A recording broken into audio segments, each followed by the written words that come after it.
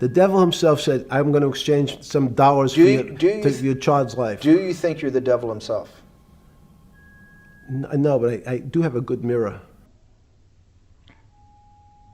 A possible occult explanation around Jeffrey Epstein and the elites in general. In this video, I'm not going to discuss any symbolism, but rather extrapolate what we have came to learn and what we have seen so far, identify it and place it in a sort of framework to help us understand what they do, why they do it, and what for. Allegedly. Also, this video is educational in nature. It contains language that might trigger some viewers, but it is necessary in this context. I do not glorify anything. There is no intent for hate to any group or religions, and no call to any violence, and it's meant to comply with YouTube guidelines. And for legal reasons, everything is only alleged. No one is suspected or prosecuted of any crime, and likely never will.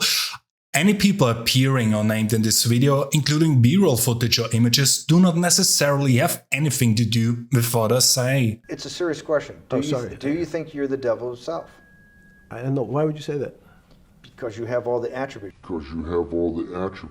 No, the devil scares me. I think most of you already follow this topic since a while, and you got this video in your feed because it was either recommended to you by the YouTube algorithm or because you watch my channel, and in either case, this means you should be familiar with the basics already, so I will skip them. The Epstein Files give an unique look into his mentality, his true form, and by large into how those elites think about the world, reality, and also us. A little reminder, in the released files they refer to children as pizza and to children's flesh as jerky. Allegedly, they talked about torture videos, videos of kids acting as entertainment staff, or how his island and ranch has underground installations to keep someone in, and much more. Allegedly. On the surface, all those accounts or suspicions of raping and eating children, having them as slaves or pleasure misuses, might seem just like perverted debauchery, right? But when you look under the hood and connect some dots with existing practices or occult systems, you start to notice a sort of pattern, but also care that went into all of it. That makes it not just organized, but also ritualized. Something that is a recurrent theme is the one of superiority and dominance within the worldview, for example. They seem to not just think, but know that they have some sort of mandate for ruling and exploiting others.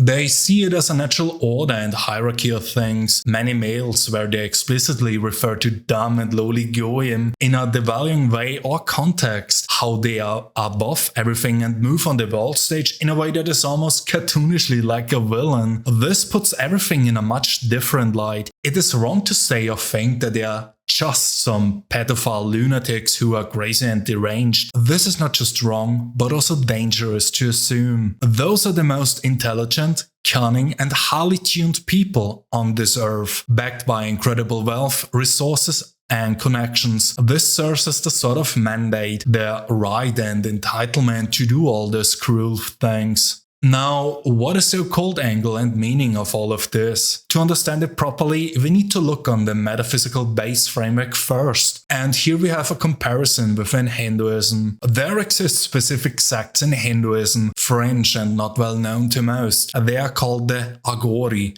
who worship Shiva. Shiva, in the Trimurti of gods, is the destroyer, the renewer, the creative force. Now, Agori take it to the extreme with their worship. They see what ordinary people would call disgusting or impure as also being part of Shiva's influence and creation, and therefore also deserving of their veneration.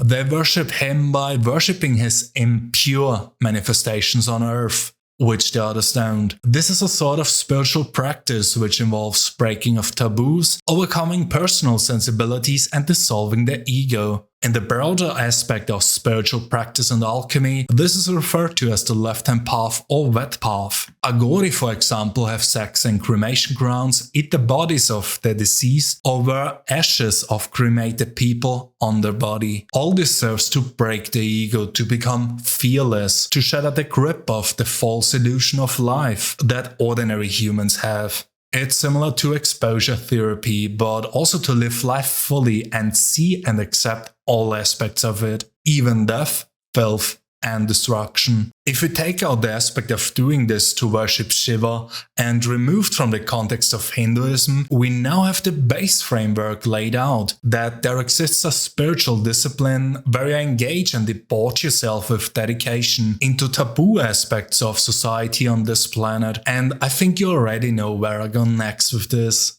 Allegedly, for people like Epstein and the elites, they have their own version of being an agori, of being quote fearless. When they engage in acts of sexual nature with children, it also serves as taboo breaking of doing what is shunned upon in Western society. It's a thrill, it's like breaking every barrier there is and turning every desire to the max. But this isn't all there is to it. A few reasons or end goals come to mind as to what they do this all for, besides debauchery. I haven't quite figured out which one it is, but I can present you 4 versions or paths that make the most sense so far with what we know, and it is very likely that some aspects of each goal are part of the actual one. The first goal, inverted left-hand path. Similar to the practices of the agori, but quite inverted, used in a way to thrill them, reinforce the belief of dominance and their mandate of power. They do this for the sake of establishing dominance and hierarchy over the rest of humans. That they seem to get away with it or be unchallenged certainly fits this. Also, how so many influential people all over the world seem to be involved with it, allegedly. These acts don't dissolve the ego but inflate it to godlike dominance. Raping a minor, forcing them to birth, then eating or enslaving that resulting child steals uncorrupted life force and innocence, absorbing it as some sort of power currency. Domination over the victim's soul, fragmenting it for easy control in reincarnation cycles. This binds participants to lower astral or archonic forces through shared guilt and taboo violation, creating generational pacts where bloodlines inherit the debts and hierarchy. Second goal, energy harvesting / loosh. Drawing from Robert Monroe's astral work, loosh is the emotional energy harvested from intense suffering, fear and trauma, especially from the pure and innocent. Children still do experience life and the subtle world in a very unobstructed and direct way. This is because mundane, everyday life hasn't beaten it out of them yet, like it does with most adults, where peer pressure, market capitalism, shareholder values and political theater make sure the only thing adults worry about is paying rent and bills, while also giving their life force to uncaring companies and politicians. These organized acts of the elites generate peak loosh, the violation of a child at maximum vulnerability, rape to forced gestation to infanticide / cannibalism, produces extraordinarily dense, high-quality energy. Children feel those acts very purely and intensely, more than an adult would, making them the perfect sources. The structure networks, islands, protections across elites is a deliberate farming operation. Participants gain scraps of stolen vitality, extended influence, psychic edges, karmic shields, while the bulk feeds non-physical entities that sustain the material prison. This weakens the human collective aura, trapping souls in endless cycles. It's alchemical inversion, turning divine spark into dark fuel. Now, also regarding this is the sinister reality that merely knowing of all of this contributes to it,